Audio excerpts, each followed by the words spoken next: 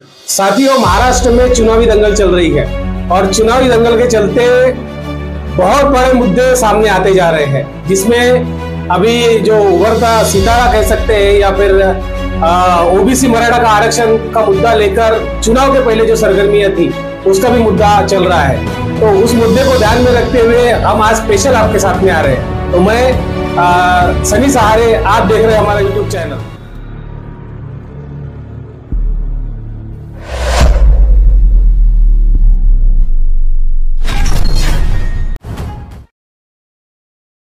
मराठा आरक्षण के लिए जो लड़ रहे थे वो जरांगे पाटिल साहब का वक्तव्य आया कि हम चुनाव नहीं लड़ेंगे। उसको देखते हुए कहीं ना कहीं ऐसा लग रहा है कि उनके जो लोग हैं वो बहुत नाराज है। वो नाराज क्यों है वह भी बात हम आपको बताएंगे, वो वीडियो भी हमारे पास में वो दिखाएंगे। लेकिन जो उनका प्रेस कॉन्फ्रेंस हुआ था, उस प्रेस कॉन्फ्रेंस में जो उन्होंने कहा था कि हम चुनाव लड़ेंगे, जिसमें उन्होंने मुद्दा रखा था बुद्धिस्ट, मुस्लिम और मराठा, इनका समीकरण बना के हम वो लड़ाई लड़ेंगे। परंतु जैसे ही चुनाव आया और चुनाव में आते ही उन्होंने डिक्लेयर किया कि हम चुनाव नहीं लड़ेंगे। यह बात ना तो हमें समझ में आ रही है, ना आपको समझ में आती है, तो आप प्रतिक्रिया दीजिए। अभी हम आपको वीडियो दिखाते हैं जो उनके जो कार्यकर्ता है जो चुनाव में खड़े थे, जिन्होंने पॉम्पलेट छापे हुए हैं और वो बहुत नाराज है। तो दिखाती है वो आपको वीडियो।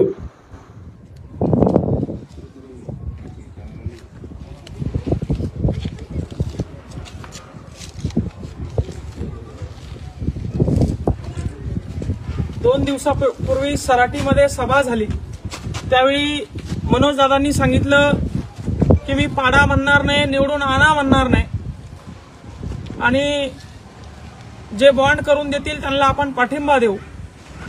आता परत दादा म्हणताय की अपक्ष जे बॉन्ड करून देताय ते बॉन्ड घेऊ नका, बॉन्ड काही कामाचे नाही, आणि अपक्षाला पाडा। आतापर्यंत म्हणत होते भाजपला पाडा, मी ज्याला सांगेन त्याला पाडा, आता म्हणताय अपक्षाला पाडा। दादा, नेमकं आमचं काय चुकलं?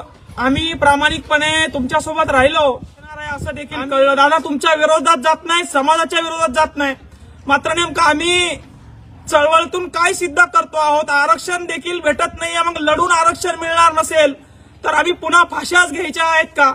हा प्रश्न या ठिकाणी निर्माण होतोय।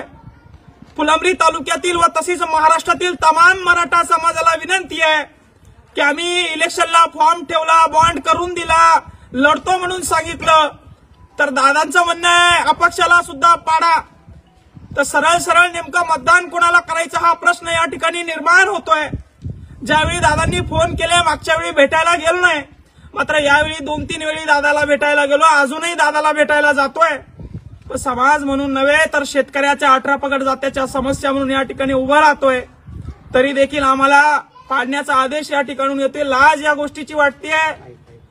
प्रहारचे सन्मान्य बच्चू सांगितला, दादा म्हणले मी पाडणार नाही, निवडून आणणार नाही, तरी देखील आता अपक्षाला पाडायचा आदेश दिला।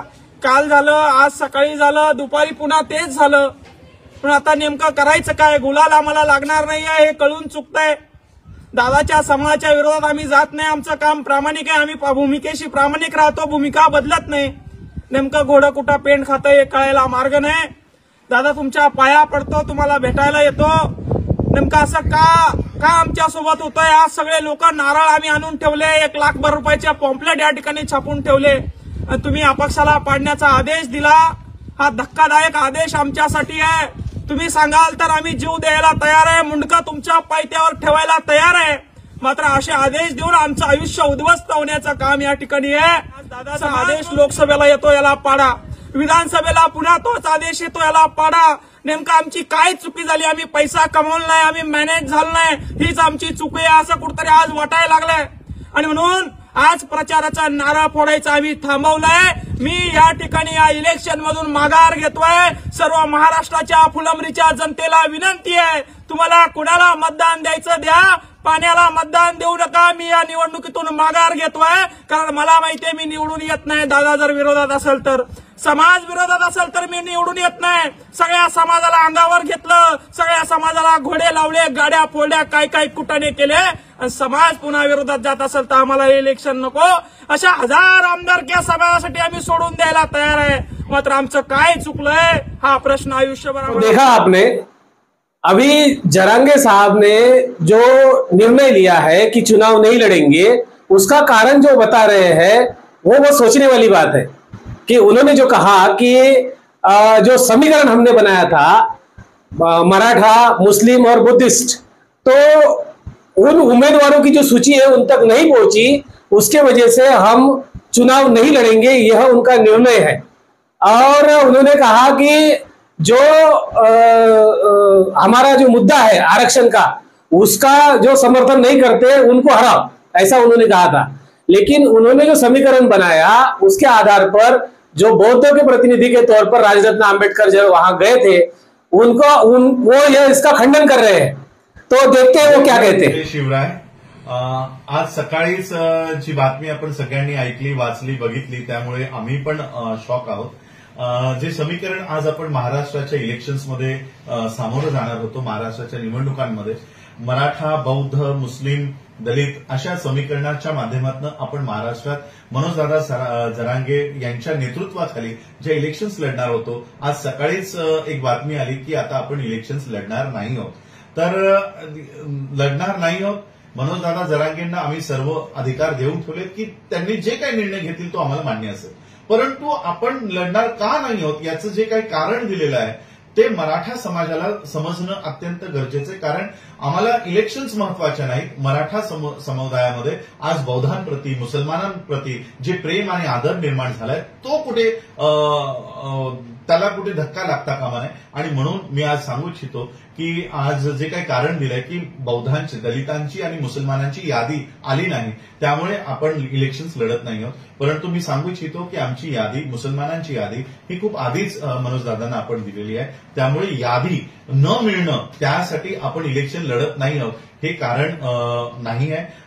जो काही कारण असेल पण हे ते कारण नाहीये। आणि मनोजदादा जरांगेंचं जे काही निर्णय असेल तो आम्हाला मान्य असेल। मराठा समाजाच्या सोबत आम्ही कालही होतो, आजही आहोत आणि मराठा आरक्षणाच्या भूमिकेसाठी आम्ही कालही पाठिंबा दिला होता, आजही देऊ आणि उद्याही देऊ।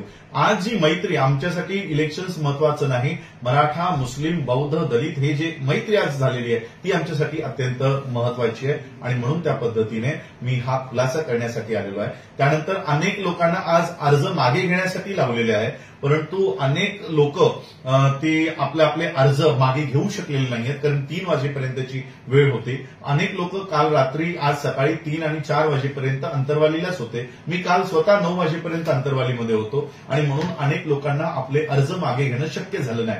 त्यामुळे जी काही लोक आज मागे घेऊ शकलेली नाही ती जर उद्या लढणार असतील तर त्यांना रिस्पेक्टफुली ती लढत आपण देऊ आणि जे काही उमेदवार आज आपण रिंगणात उभे केलेले, जे मागे हटू शकलेले नाही, त्यांच्यासाठी आपण या महाराष्ट्रामध्ये या निवडणुकांना। तो साथियों, मनोज जरांगे पाटिल साहब ने जो निर्णय लिया चुनाव न लड़ने का, तो इसका क्या परिणाम होगा इस चुनावी राजनीति में और मराठा आरक्षण में, ओबीसी आरक्षण में, क्योंकि जो मुद्दा उठा था चुनाव के पहले मराठा आरक्षण का, ये बड़ा भयंकर तौर पर चला था, उन्होंने आमरण उपोषण भी किया था।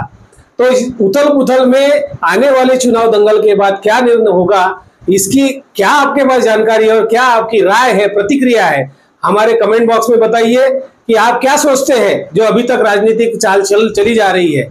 तो अगर यह भी कोई वीडियो पसंद आता है और आप हमारे चैनल को बढ़ाना चाहते हैं तो ज्यादा से ज्यादा लाइक कीजिए, शेयर कीजिए, सब्सक्राइब कीजिए। जय भीम, जय शिवराय, जय महाराष्ट्र, जय भारत।